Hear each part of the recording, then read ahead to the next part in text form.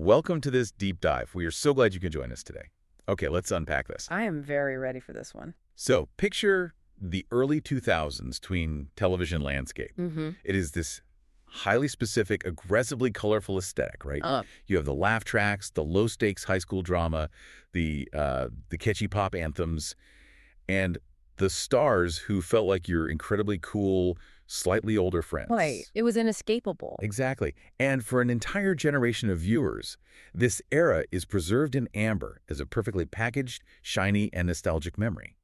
But underneath those perfectly timed punchlines, the reality was starkly different. Fundamentally different. We are talking about children who were quietly holding up billion-dollar corporate empires on their shoulders, navigating a landscape of extreme isolation, fundamentally blurred boundaries, and a level of psychological stress that would absolutely break most adults. It is a profound cognitive dissonance.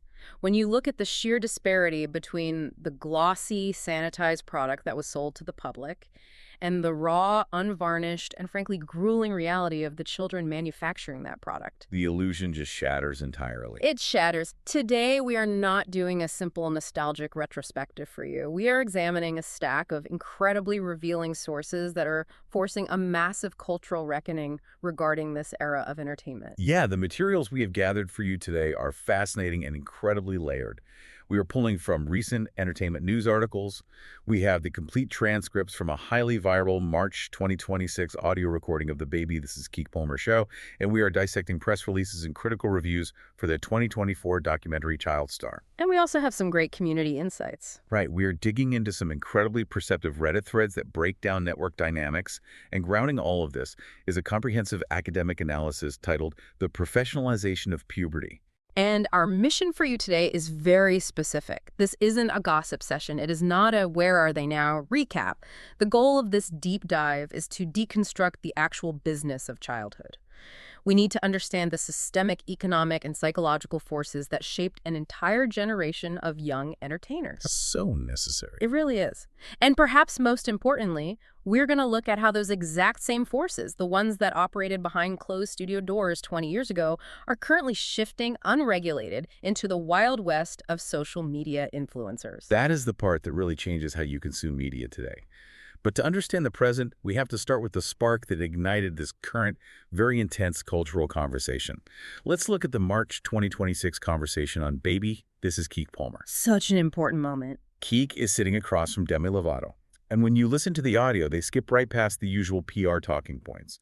They bypass the standard Disney and Nickelodeon nostalgia completely. What's fascinating here is the context of that conversation. It wasn't billed as a heavy investigative expose. You effectively have two former colleagues, two women who grew up inside the exact same bizarre, high-pressure industry bubble sitting down to catch up. Right, they were just talking. Exactly. But because they possess a shared vocabulary of survival, and because they felt entirely safe with one another, the conversation organically transformed into a raw, completely unscripted collision of shared trauma. Yeah. They were unpacking the realities of reaching massive global stardom before their prefrontal cortexes had even fully developed. I was reading through the transcript, and there is a specific exchange, roughly 14 minutes in, that literally stopped the internet in its tracks. They're speaking casually about their early dating life. The dating conversation, yes. Keke is reflecting on her past, and she just casually mentions, I found myself dating, I'm 15, why is my boyfriend 20? And you can hear the gears turning in her head in real time. You really can. But before she can even fully process the weight of what she just said, Demi Lovato drops an absolute bombshell and responds, why was my boyfriend 30? The mathematics of those statements are staggering when spoken aloud. A 15-year-old with a 20-year-old, a 17-year-old with a 29-year-old. When you remove the glamour of Hollywood from the equation, you are looking at deeply concerning power dynamics. And Keke's reaction in the audio is just visceral. She yells, GRRL. It is this massive shock that perfectly mirrored the public's reaction. But you can hear that shock immediately morph into a very heavy realization. A very dark realization. Yeah, Keke says you realize you were taken advantage of, was being exploited. When Keke and Demi had this realization, it made me wonder about the timing. Why now? That is the big question. Why does it take over a decade for these women to look back and definitively label this as exploitation? I can't imagine just waking up in your late 20s and realizing the foundational relationships of your teenage years were essentially predatory. That is precisely the phenomenon explored in the academic paper we reviewed, the professionalization of puberty. The authors outline a concept they call retrospective clarity. Retrospective clarity. Yes. Palmer herself described it in the audio as a mental break. This mental break occurs when these former child stars finally reach the actual age that their older partners were at the time of the relationship. So it is a literal passing of time that triggers the realization. When Cake turns 20, she looks at a 15-year-old and thinks, wait a minute, a 20-year-old has no business pursuing a high school sophomore. Exactly. It is the mathematical and psychological tipping point. When they are living it at 15 or 17, they lack the developmental framework to see the power imbalance. Their baseline for normal has been entirely warped by their environment. Because their environment is anything but normal. Exactly. But when Demi Lovato turned 29, for example, she was suddenly the exact same age that her ex-boyfriend, the actor Wilmer Valderrama, was when they first met. Demi was 17 at the time. He was 29. They began dating shortly after she turned 18. When she herself turned 29, the reality of that age gap crystallized. She suddenly possessed the life experience of a 29-year-old, and she realized how vastly different that is from the worldview of a teenager. It is such a heavy burden to process. And Demi actually channeled that specific realization into her music. In 2022, she released a track simply titled 29. A very powerful song. The lyrics are incredibly direct about this concept of the math of predation. She sings, finally 29. Funny, just like you were you at the time. It wasn't just a catchy pop hook. It was her public processing of this exact retrospective clarity. Turning 29 was the eye-opener that allowed her to look back and definitively say that the dynamic was simply not okay. And we have to examine why they were so vulnerable to these older individuals in the first place. Think about the standard developmental milestones of adolescence. You are supposed to be figuring out your identity among your peers, making mistakes in a relatively safe, low-stakes environment. Right, like high school. Yes. Now, erase those milestones entirely. Replace the high school cafeteria with a corporate boardroom where 40-year-old executives are relying on your creative output, negotiating your contracts, and treating you as a professional equal. The cognitive dissonance is staggering. It effectively erases all the normal boundaries that protect youth. That blurring of boundaries feels deliberate, though. Yeah. When you look at how these kids were spoken to, it wasn't just accidental exposure to adult environments. The academic analysis spends a lot of time on the vocabulary used by the industry. They call it linguistic grooming.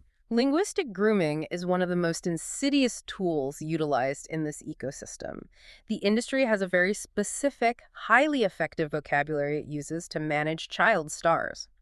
How often do we hear a young actor described in the press as an old soul, or told by a director that they are so mature for their age? Constantly. I mean, it is deeply embedded in our pop culture lexicon. We always frame it as a compliment. The talk show host will say, wow, she is so professional, she's such an old soul, and the audience applauds. But when you apply the lens of this academic paper, it stops looking like a compliment and starts looking like a lock-picking tool for boundaries. It is disguised as high praise, but its function is to isolate and elevate the child out of their protected status. If a network executive, a director, or a 30-year-old co-star tells a 15-year-old that she is an old soul, it validates her presence in an adult world. It tells her she belongs there. Precisely. It sends a very clear subconscious message. The natural safeguards, the rules, and the protective barriers that usually apply to children do not need to apply to you because you are special, you are an equal. It fundamentally rewires their developing brains to accept inappropriate adult behavior as a baseline for professional respect. Here's where it gets really interesting. This realization wasn't just happening to Keke and Demi in a vacuum. During their conversation, they actually bond over a piece of pop culture from another peer that explicitly calls out this linguistic grooming. Oh, the Hillary Duff song? Yes. Keek brings up a 2025 song by Hilary Duff called Mature. Hillary, who obviously lived the ultimate Disney darling experience on Lizzie McGuire, wrote this song reflecting on a past relationship with an older man who kept telling her she was so mature for your age, babe. Which is a textbook, almost painfully literal example of the linguistic grooming we were discussing. Exactly. And when Keek brings up this Hilary Duff lyric, Demi completely lights up in agreement. Yeah. And Keek has this incredible moment where she synthesizes the entire structural issue out loud. She says, oh, we all have the same damn life. The same damn life. Yeah. It wasn't an isolated incident of one bad manager or one creepy co-star. It was a systemic feature of the industry. These girls were being fed the exact same lines, functioning as the exact same supply for older individuals within the industry. And we must analyze how the child rationalizes this at the time. Keke Palmer explained her mindset, and she perfectly articulated the flawed logic that a child star uses to survive. She noted that at 15, she had a full-time job. A massive job. She was the star and the namesake of a network television show, True Jackson, VP. She was earning a massive salary and carrying the weight of an entire production schedule. So, in her developing mind, dating a grown man seemed logically consistent with her adult responsibilities. That makes a tragic kind of sense. It does. She felt she was executing an older job, so having an older boyfriend didn't seem predatory. It felt mathematically correct to her reality. She actually said, "Can't nobody understand me but a grown man." That quote is devastating because it strips away the Hollywood veneer and shows you a kid who is just desperately looking for someone to relate to her reality. He was completely isolated. The extreme isolation of this type of fame seems like the primary catalyst for these relationships. Demi Lovato echoed this perfectly, noting, "Nobody our age could understand, but I want to push on that a bit. Why couldn't they just hang out with other child stars? There were dozens of them working on those lots. Why do they feel so uniquely severed from their peers?" It is a combination of competitive environment and extreme logistical isolation. When you are a globally famous teenager working 14-hour days on a soundstage, you are completely severed from same-age peers outside the industry. You aren't going to prom, you aren't at the mall. Right, you're on set. And within the industry, as we will discuss later, the networks often foster an intensely competitive environment that precludes genuine friendship. You are surrounded by adult scripts, gaffers, publicists, executives. This makes these young stars exceptionally vulnerable. Because they have no normal baseline. Precisely. When an older individual steps in and offers a semblance of understanding or treats them like a romantic equal, it is incredibly validating for a child who feels totally alienated from their own age group. Huh. It provides an illusion of safety in a deeply unsafe environment. That isolation, it wasn't just social though, was it? When you read Palmer's account, it seems fundamentally tied to the economics of their households. This brings us to a really critical part of the deep dive. We need to examine the economic engine of the household and what Palmer describes as becoming the breadwinner by proxy. This is perhaps the most heavily weighted psychological trigger we uncovered in our sources. The transition from being a dependent child to becoming the primary financial provider for your entire family unit fundamentally shatters the traditional family structure. Keke was remarkably candid about this dynamic. She started acting very young, doing movies like Barbershop 2 at age 10, and eventually landing her own Nickelodeon show. She said, "I became the breadwinner of my family just by proxy. It's just what happened." It just happened. Yeah. She explained that her parents had to help manage her career, which meant stepping away from their own traditional careers, and suddenly they were seeing money that they had never seen before.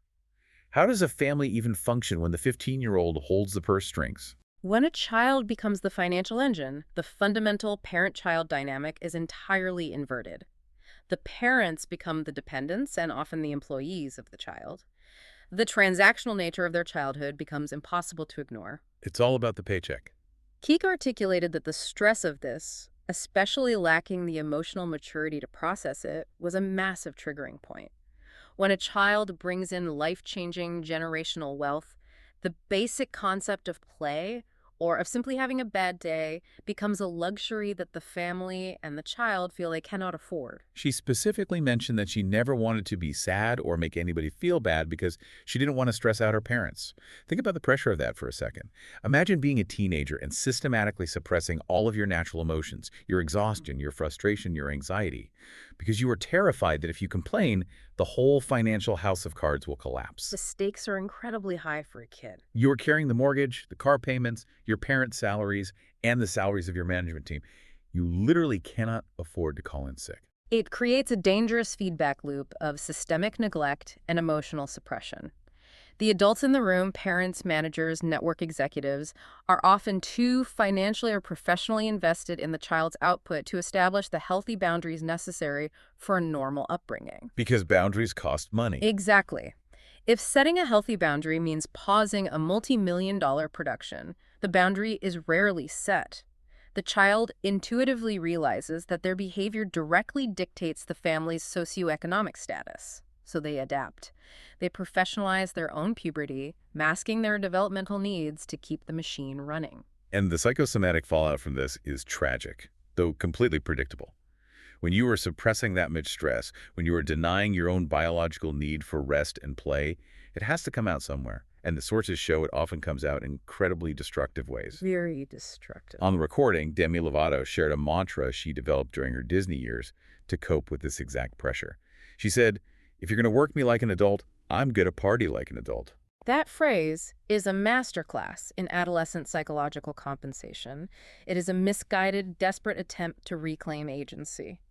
If she is forced to shoulder adult burdens on a television set, if she is denied the protections of childhood, she feels entitled to adult vices as a release valve. It is an attempt to balance the scales of her own life. And that attempt led to very dark places. Lovato got in some bad stuff at a shockingly young age. She started self-medicating, which led to a very long, very public battle with substance abuse. The sources we reviewed, particularly an article from Emmy magazine and the testimonials in the Child Star documentary, highlight how rampant substance abuse and eating disorders were among these young casts. It was essentially an epidemic. It really was. It wasn't just Demi, it was an epidemic within that specific cohort of young stars. There was a deeply chilling detail shared by Allison Stoner, who co-starred with Demi in Camp Rock. Stoner recalls actually finding Demi purging on set. Which is horrifying, particularly when you consider the sheer number of adults present on a film set who ostensibly failed to intervene. From an analytical standpoint, we have to view these behaviors, the eating disorders, the substance abuse, the self-harm, not merely as personal struggles or moral failings, but as cognitive defense mechanisms against a profoundly unnatural environment. They were just trying to survive. Exactly. Allison Stoner, who now hosts her own platform examining the psychology of child stardom, actually cited research indicating that the chronic, unyielding stress of childhood fame can cut a decade off a person's life expectancy. A full decade, just from the physiological toll of chronic stress. Precisely. Stoner describes dissociation as a necessary tool just to survive being on camera under those conditions. When the pressure to perform perfection is that intense and the financial stakes are that high, checking out of your own body becomes a biological survival strategy. That makes total sense. The eating disorder, for instance, becomes one of the only avenues where the child feels they have absolute control over their physical self when every other aspect of their body, their hair, their wardrobe, their schedule, their voice, is contractually owned by a corporation. That desire for control didn't just manifest internally, though. Sometimes it exploded externally. Demi made a real point in the conversation to apologize for her behavior back then. She admitted that she was sometimes challenging or miserable in her own skin and that she wasn't always the nicest person to work with. She openly used the word bratty to describe herself on set. Right. But I look at that, I think, if I were working 14-hour days at 16 while carrying my family's finances, I'd be more than bratty. I'd be a nightmare. And that is exactly how we must reframe it. When a 16-year-old child star is acting bratty or difficult, it is rarely just diva behavior born of entitlement. It is a desperate survival mechanism. It is a blaring alarm system, a cry for help from a teenager who feels completely overwhelmed, exhausted, and unseen. Yes. Demi explained her internal monologue so perfectly. She said that when people on set, directors, producers, makeup artists would say, "Good morning, Demi, how are you?" her reaction was completely cynical. She would think, "You don't care about me. You don't really care how I'm doing." She saw right through it. She did. She knew, with the acute intuition of an exploited child, that they only cared if she could hit her marks, say her lines, and keep the production schedule moving. Yeah. She wanted so badly for someone to look past the character and see that the human being was struggling. And the attitude was the only way she knew how to signal distress to an adult world she fundamentally distrusted. It represents a profound, deeply ingrained lack of trust in the adult world. Every interaction feels transactional. Every adult she encounters is a supervisor, a manager, a publicist, or a beneficiary of her labor.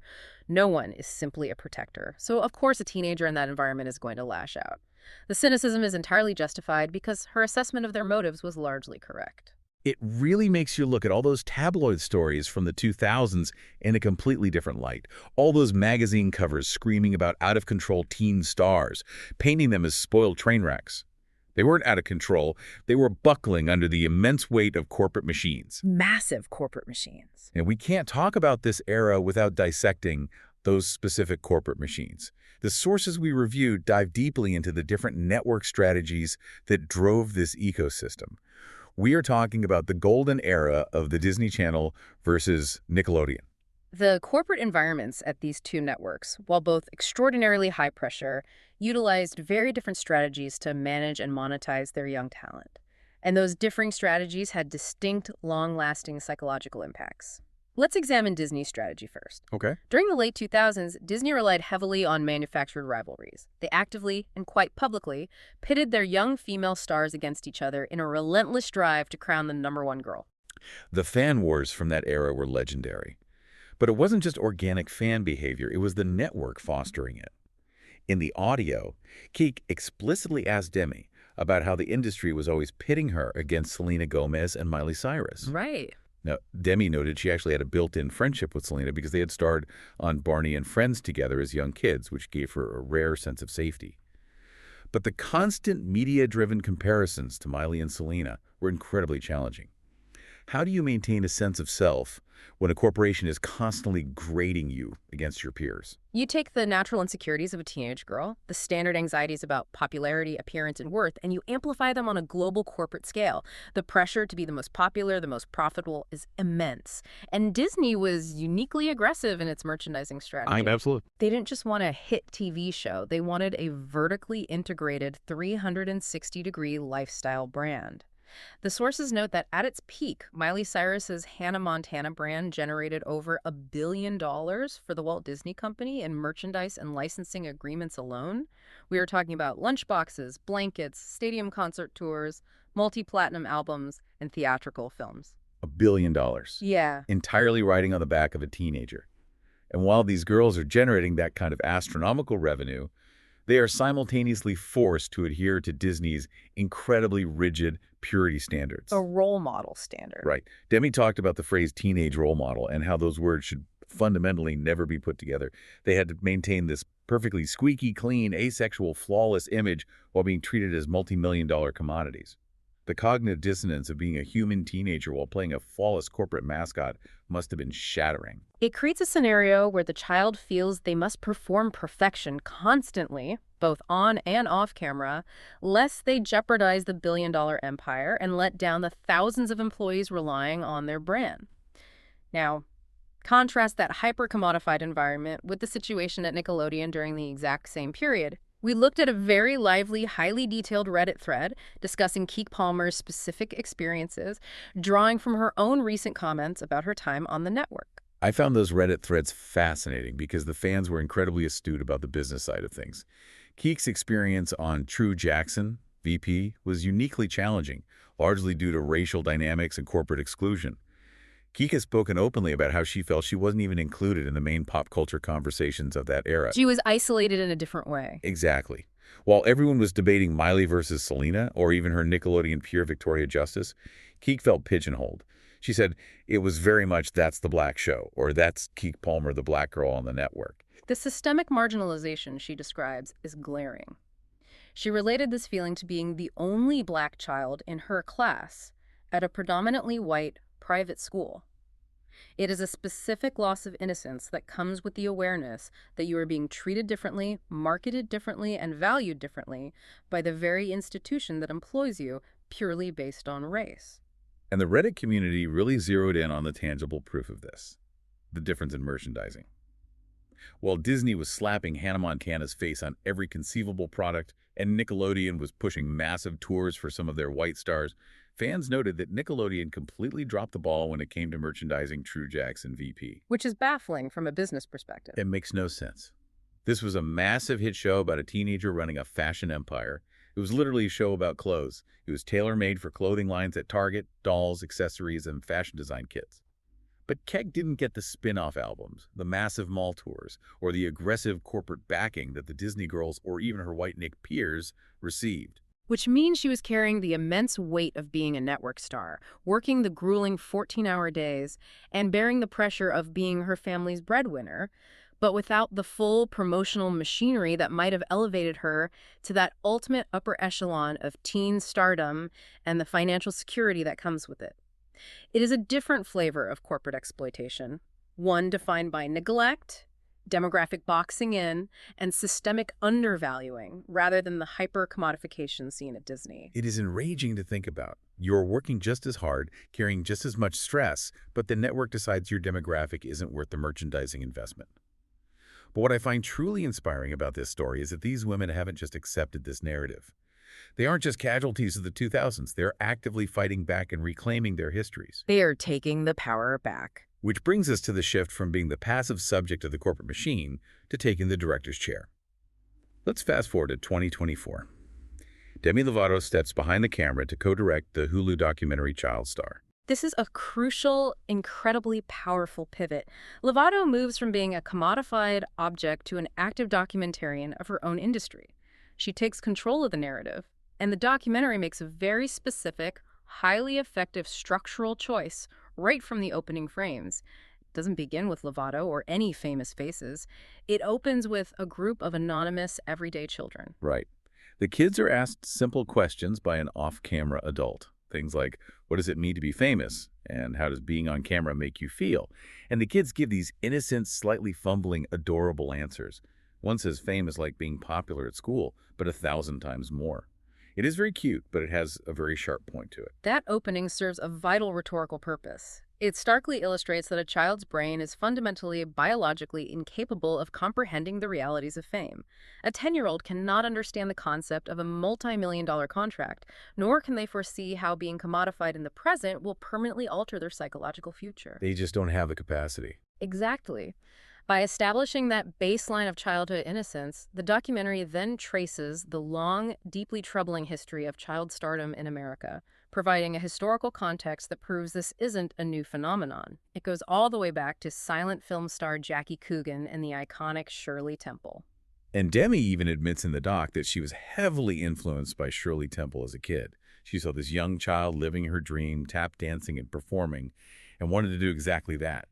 But the documentary quickly moves from historical context into some truly shocking, incredibly intimate conversations with Demi's peers.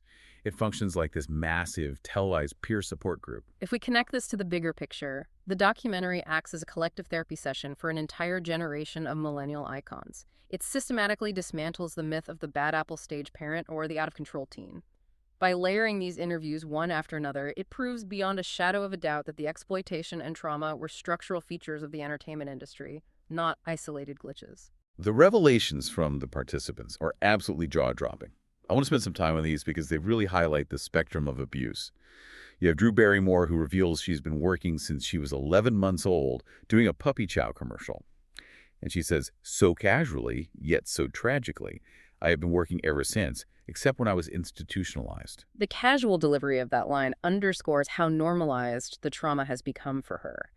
And then you have Kenan Thompson, a comedy legend who essentially carried the sketch comedy show All That on Nickelodeon.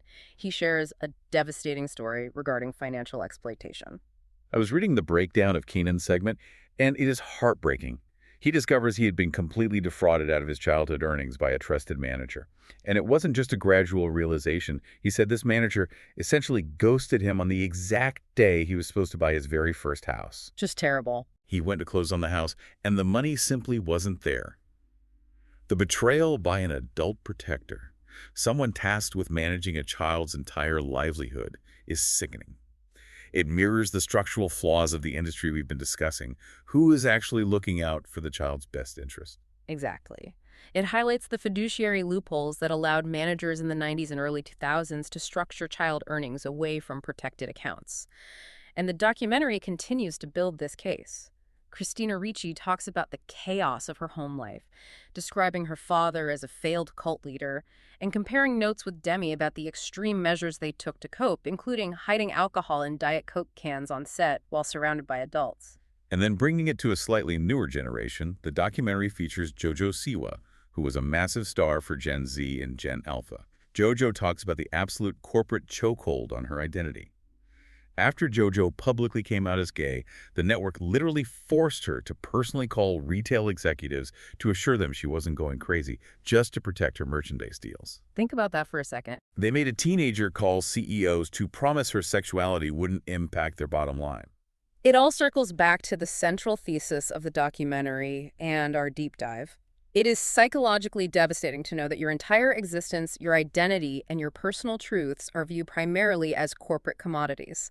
The documentary gives these former stars the platform to finally name the harm that was done to them, shifting the blame from the child back to the industry. But the deep dive doesn't stop in the past. Because while Keke, Demi, Keenan, and Drew have survived and are speaking out, there's an entirely new generation stepping right into the crosshairs. And it is happening in a landscape with even fewer rules. We have to look at the modern frontier, social media. This is where it gets truly concerning. Think about the kids in your life right now. They aren't rushing home to catch the latest episode of a sitcom on Disney or Nickelodeon. They are on their iPads. They are on YouTube, TikTok, and Instagram. The landscape has fundamentally, irreversibly shifted. Traditional network television, with its sound stages and union reps, has been eclipsed by the creator economy. The statistics provided in our sources are staggering. The content creator business is projected to become a $2 to $3 trillion industry in the very near future. Trillion with a T. Yes. And a massive, disproportionate segment of that multi-trillion-dollar industry is driven entirely by child influencers. We are talking about kids like Ryan KG, who started unboxing toys on YouTube when he was 3 years old and became one of the highest-paid creators in the entire world by age 12. Or Charlie D'Amelio, who became a global superstar and multimillionaire just by dancing in her bedroom on TikTok. The money's astronomical. It dwarfs the salaries of the 2000s cable stars. By a wide margin. But the protections, they're basically non-existent. But wait, looking at the history, didn't they pass laws to fix this? What about the union rules or studio teachers? How do kids on YouTube slip through the cracks when they're supposed to be state-mandated advocates? That assumes the regulatory framework kept pace with technology, which it categorically did not. This is where we must examine the legislative framework, or rather, the terrifying lack thereof. In the documentary, and in her subsequent ongoing activism, Demi Lovato highlights the complete inadequacy of the Coogan Law. Right, let's break that down for a second. What exactly is the Coogan Law, and why doesn't it protect a kid on TikTok? The Coogan Law was passed in 1939 in California. It is named after Jackie Coogan, the child star we mentioned earlier, who was featured in the documentary. After earning millions in silent films alongside Charlie Chaplin, Coogan discovered as an adult that his parents had legally spent nearly all of his money. Wow. The resulting public outcry led to the law, which mandates that 15% of a child actor's gross earnings must be set aside in a blocked trust account, often called a Coogan account. It also established regulations around maximum working hours and mandatory schooling with studio teachers on set. Which sounds great in theory for a kid working on a traditional studio lot in Hollywood. But how does that apply to a kid filming YouTube videos in their own kitchen in Ohio? It largely doesn't, and that is the terrifying legislative loophole. The Coogan Law was designed strictly for traditional, unionized entertainment structures. It is woefully inadequate for the digital age. Currently, there are almost no federal protections put in place for kids on social media. Nothing at all. There are no set working hours. A child can be filmed from the moment they wake up to the moment they go to sleep. There are no mandatory trust funds in the vast majority of states. There are no studio teachers required when the studio is your own living room. That is exactly what Demi Lovato is fighting to change right now. She's been actively using her platform and her lived experience to lobby lawmakers. She has been meeting with politicians like California Governor Gavin Newsom, pushing to aggressively update these laws. She wants legislation that explicitly protects minors featured in online content from financial abuse, ensuring their earnings are protected, and establishes strict behavioral and temporal regulations for this new Wild West industry. This raises an important question about the shifting dynamics of the modern family unit within the influencer economy. In traditional Hollywood, even with an aggressive stage parent, there was usually a network executive, a director, or a union representative involved in the process, a third party who could, theoretically, intervene. Right, someone to say enough is enough. In the influencer economy, the parent is often the producer, the director, the manager, the editor, and the primary beneficiary of the child's labor. When a 7-year-old's daily vlogs are paying the family's mortgage, who is in the room to say stop? Who is protecting the child's right to privacy or their right to simply play off camera without being monetized? It is the breadwinner by proxy dynamic we talked about earlier with Keke Palmer, but put on absolute steroids. Because now there is no physical boundary between the workplace and the home. You don't leave the soundstage and go home to decompress. Your bedroom is the broadcast studio. Your childhood tantrum is content. Your awkward middle school phase is monetized. Your very identity is the product. And that blurs the lines completely. Demi pointed out that when the child is the one making the money under their own roof, it completely fundamentally changes the parent-child dynamic in ways we have never seen before as a society. And that is precisely why this retrospective analysis of the 2000s child stars is so vital and why we dedicated this deep dive to it. We are looking at the long-term psychological consequences of treating children as commodities in a regulated industry.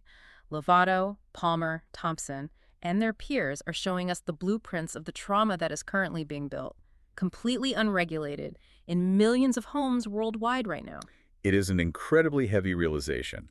But as we start to synthesize everything we have unpacked today, Right. I don't want to leave you feeling entirely hopeless, because the journey of these specific women, Demi Lovato and Keke Palmer, is actually incredibly inspiring. They survived a machine that was fundamentally designed to chew them up and spit them out. They absolutely did. They went from carrying entire network franchises on their teenage shoulders, surviving extreme psychosomatic tolls and public scrutiny, to powerfully reclaiming their autonomy.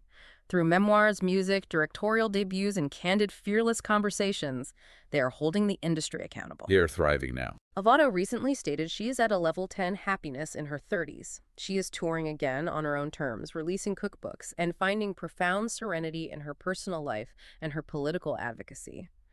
Palmer has become a brilliant multi-hyphenate, a mother, an entrepreneur, and an executive who is actively demanding space for nuance and equity in pop culture. They didn't just survive, they rewrote the rules. So what does this all mean? Why does this deep dive matter to you, the listener, today? It matters because we are the consumers. We are the ecosystem. Every single time we click on a glossy streaming show featuring a young actor, or mindlessly scroll through a 15-second TikTok of a toddler doing a trend, or watch a family vlog, we are participating in an economy that demands their childhood in exchange for our entertainment. We are the demand side of this equation. Acknowledging that uncomfortable truth is the first step toward demanding better ethical standards for the media we consume, and throwing our support behind better legal protections for the minors who create it. Exactly. And I'll leave you with one final provocative thought to mull over on your own. We just spent this time discussing the severe psychological fallout, the deep isolation, the exploitation, and the decades of intense recovery required by the child stars of the 2000s. And those were kids who had studio teachers, union rules, and California labor laws theoretically protecting them. If they suffer that much with those guardrails in place, what will the psychological fallout look like 10 years from now for today's social media kids? Kids who have no set working hours, no boundaries between their home and their audience, and where their very identity, their authentic self, is the product being sold. Think about that next time you open your feed. Thank you for joining us on this deep dive.